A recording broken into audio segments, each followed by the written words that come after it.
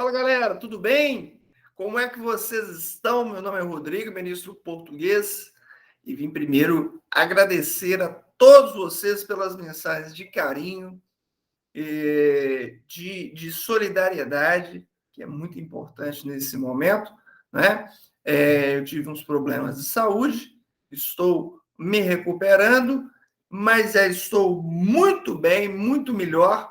E só até fazendo esse vídeo aqui para vocês com a nossa aula 02 do nosso curso de redação para a Polícia Penal gratuito aqui pelo YouTube. Então, a primeira coisa que eu quero pedir para você é o seguinte: inscreva-se no canal, tá certo? Inscreva-se no nosso canal, mande para os seus amigos. Esse curso é um curso completo, ok? Não tem nada aqui para depois vender um outro curso para você, o que é muito comum, é muito natural, não estou criticando quem faz isso, não. Mas esse curso é algo que é feito para vocês sem nenhum fim lucrativo, tá certo? Então, a ideia é, toda semana, a gente ter um vídeo com a teoria de redação completa. Dessa vez não vai ficar nada para ser adquirido posteriormente. A gente teve uma primeira aula em que falamos dos principais erros em redação em se tratando de Selecom, tá certo? Todo o nosso curso aqui, pessoal, é voltado para Selecom. Pessoal, eu vou fazer a prova da PRF, eu posso aproveitar esse curso? Olha, tem algumas coisas que coincidem, mas eu acredito que o interessante é você fazer um curso voltado para a SESC, que tem uma correção diferente. Legal, a gente falou muito disso na primeira aula, e que fique muito claro, é um curso 100% para a Polícia Penal, ok? É claro que muita coisa é coincidente, mas eu não vou ter esse tempo de separar com você o que coincide, o que não coincide. Então, hoje nós vamos falar sobre a estrutura do texto e o que tem que haver em cada parte do texto. Conto com você para ajudar a divulgar nosso trabalho aqui no YouTube, se inscrever no canal, deixar sua mensagem, tá certo? E semana que vem a gente tem um outro vídeo, a continuação desse curso gratuito de redação. Legal? Para quem, então, está com uma certa dificuldade em redação, está com uma certa dificuldade em adquirir algum curso, chegou a hora, é aqui, tá certo? Então não dá mais nem para a gente poder ter desculpa. Vamos trabalhar, pessoal, vamos trabalhar, porque é isso que a gente pode fazer.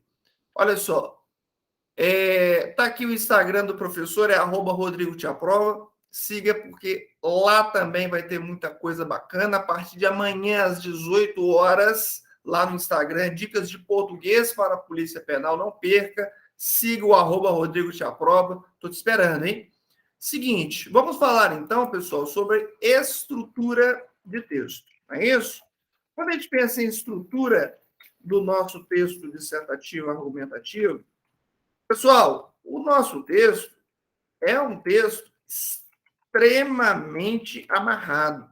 Quando a gente fala que é um texto argumentativo, fica aquela história de que é um texto de opinião. Pois é, mas é uma opinião em que nós não temos a liberdade para a gente falar o que quiser, tá certo? É uma opinião em que a gente vai escrever exatamente aquilo que os corretores esperam para cada parte do texto, tendo em vista um determinado número de linhas do texto também. Na aula número 1, se você não viu ainda, veja, está aqui no canal, nós tivemos os principais erros. O que pode, o que não pode, o que dá problema, o que tira ponto, como é que faz isso, como é que rasura, letra. Então, qualquer dúvida que você tiver sobre esse aspecto do que tira ponto de você, dá uma olhada no texto, na aula 1, ok? Aí, deixa eu conversar com você sobre essa questão da estrutura, porque nós temos um momento chamado introdução, outro momento chamado desenvolvimento, outro momento chamado conclusão. Lá na minha terra, na bela Santa Luzia, na megalópole Santa Luzia, a gente fala início, meio e fim. E aí, em outros lugares, as pessoas falam introdução, desenvolvimento e conclusão. Legal. Aí, pessoal, o que a Selecom quer de nós? Ela quer um parágrafo para a introdução, 2 parágrafos para o desenvolvimento e 1 parágrafo para a conclusão. Ou seja, o seu texto terá 4 parágrafos. 4 parágrafos. O seu texto terá 4 parágrafos, ok? É o padrão. Ah, professor, eu fiz 5. Pois é, o padrão é 4. Ah, eu fiz 3, eu juntei os 2 do desenvolvimento. Pois é, vai ficar embolado. O padrão é 4, ok? Aí, meus amigos, até em número de linhas, a gente pensa, tá certo? Claro que há pessoas que têm uma letra minúscula, e é por isso que a gente vai colocar sobre aproximadamente. A introdução precisa gastar aproximadamente 6 linhas. Legal? Pode ser assim, introdução com 6 linhas. O desenvolvimento, aquele que você vai dividir em 2 parágrafos, vai gastar aproximadamente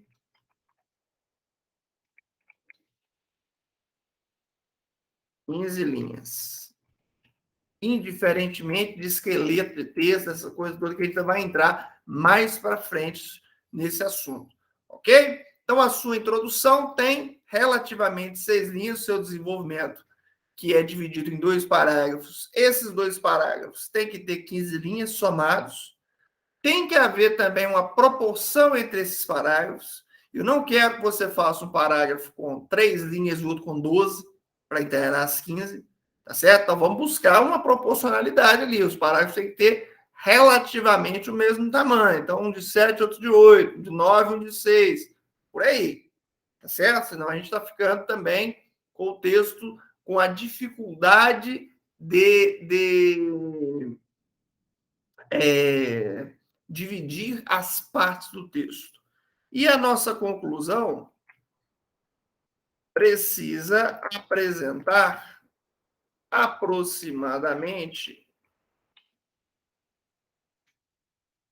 6 linhas. Legal? Bom, e o que deve conter em cada uma dessas partes? E aí, indiferentemente de esqueleto, eu uso o esqueleto que o X passou, que você passou, que o Y passou. Eu criei meu próprio esqueleto. Beleza, tudo bem, não tem problema nenhum. O esqueleto é muito bem-vindo, desde que ele cumpra com as funções de cada uma das partes. A introdução tem a seguinte função. Se ela não está cumprindo, está errado. Apresentação do tema. Já de cara na introdução, você, meu amigo, apresente o tema. Fale um pouquinho sobre o tema, tá certo? E faça a apresentação da tese. O que é a tese? É o ponto de vista. Lembrando da aula passada, sempre em terceira pessoa, nada de primeira pessoa, nem do singular, nem do plural. Cuidado com as palavras que ainda estão ficando no plural, como, por exemplo, percebemos, que vai virar percebe-se, devemos, que vai virar deve-se, o nosso país, que vai virar o país, o Brasil. Não deixe nenhum termo em primeira pessoa, por favor, meu amigo, por favor, ok? Que isso prejudica o seu texto demais. Então, você vai apresentar o tema e apresentar o seu ponto de vista. Quando a gente fala em apresentar o ponto de vista, fica aquela história, né? Então, eu vou ter que dar a minha opinião. Exatamente, você vai dar a sua opinião em terceira pessoa e não necessariamente a sua opinião tem que ser algo do tipo: sou contra ou sou favorável. Não tem. De repente, a sua opinião é o seguinte: é que o tema precisa ser debatido. A questão precisa ser debatida, a questão precisa ser analisada, a questão precisa ser refletida, algo precisa ser feito para solucionar o problema, tá certo? Medidas devem ser tomadas com o intuito de solucionar a questão, é necessário um diálogo sobre a questão. Tudo isso, pessoal, é ponto de vista. Foi a época daquele radicalismo de ponto de vista era sou contra ou sou a favor. Não tem isso mais não. Tá certo? Seu ponto de vista é o que fazer com esse tema. Debater, refletir, dialogar, resolver, mitigar, né? Se for um problema, eu posso amenizar. Isso tudo é ponto de vista. Legal? Bacana? Então, sem desespero com essa questão de ponto de vista. Aí vamos nós para a maior parte do nosso texto, que é o desenvolvimento. O desenvolvimento é o momento em que você vai argumentar. Argumentação. Você precisa ter uma estratégia argumentativa em mente. Você vai escrever por causas e consequências. É um modelo muito interessante. Você vai enumerar os argumentos e aprofundar no desenvolvimento, aprofundamento da argumentação. O que acontece? Tem uma galera que escreve assim, lá na introdução o cara cita o argumento 1 e o argumento 2. Está errado? Não. Lembrando que na introdução tem que ter o quê? Tema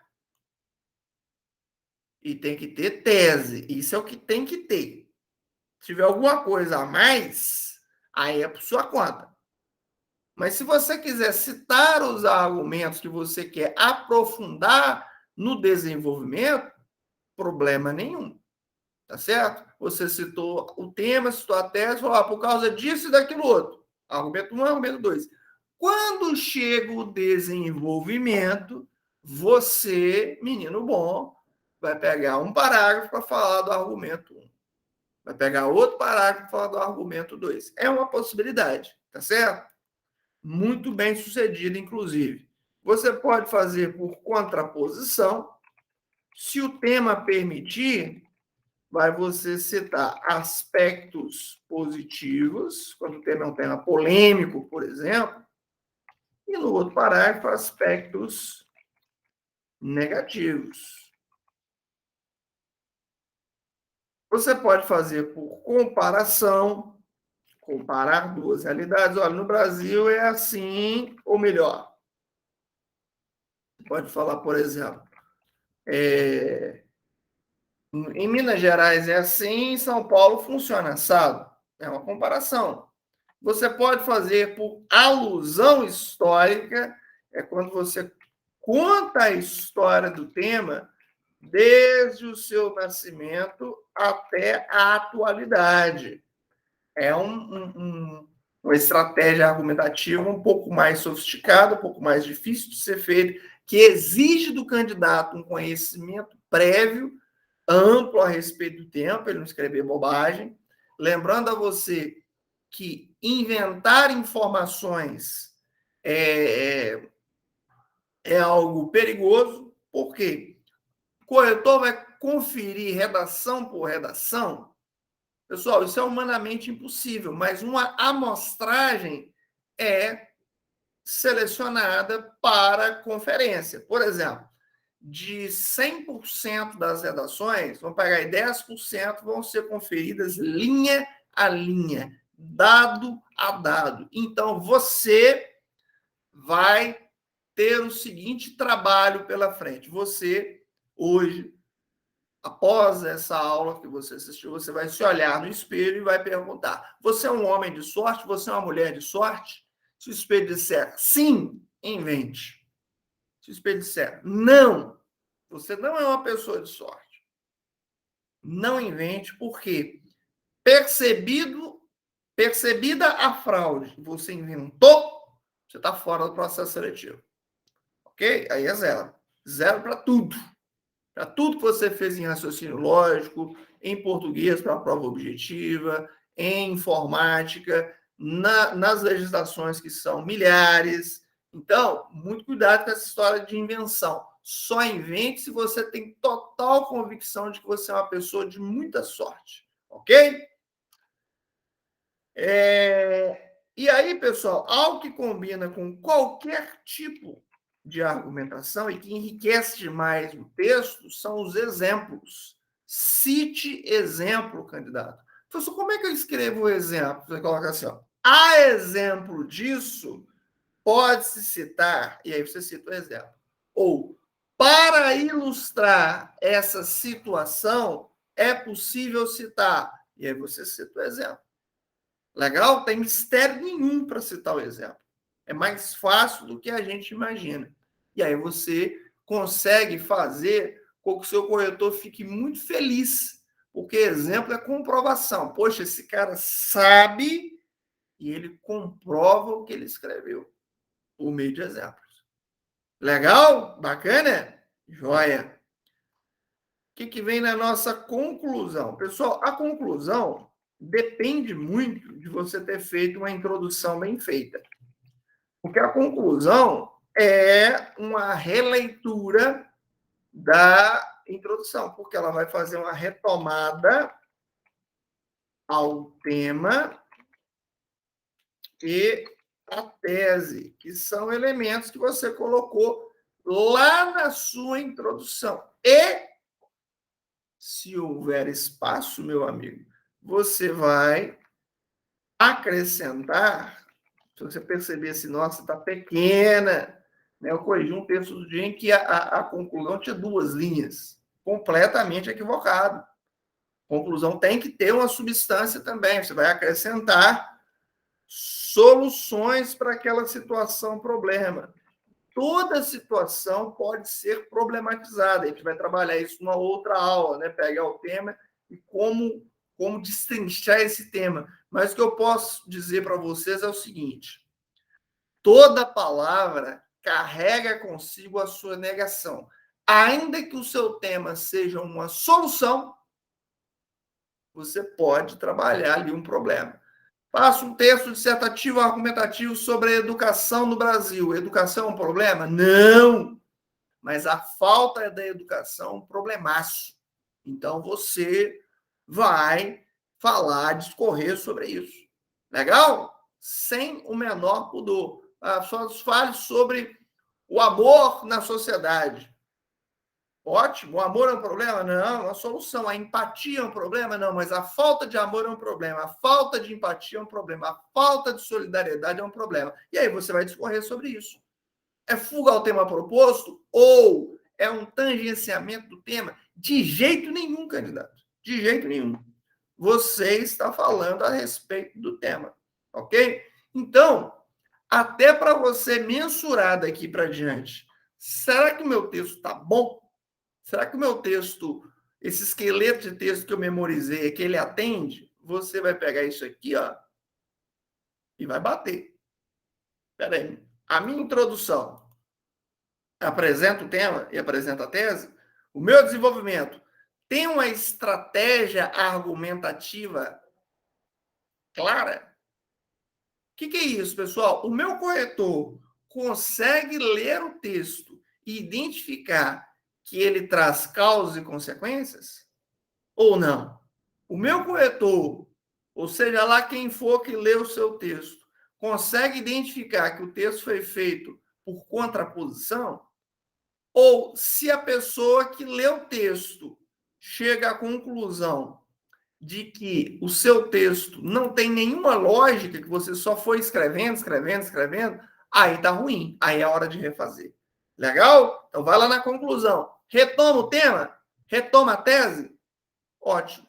E, pessoal, qualquer texto vai ser considerado um bom texto se eu não precisar ler o enunciado para entendê-lo.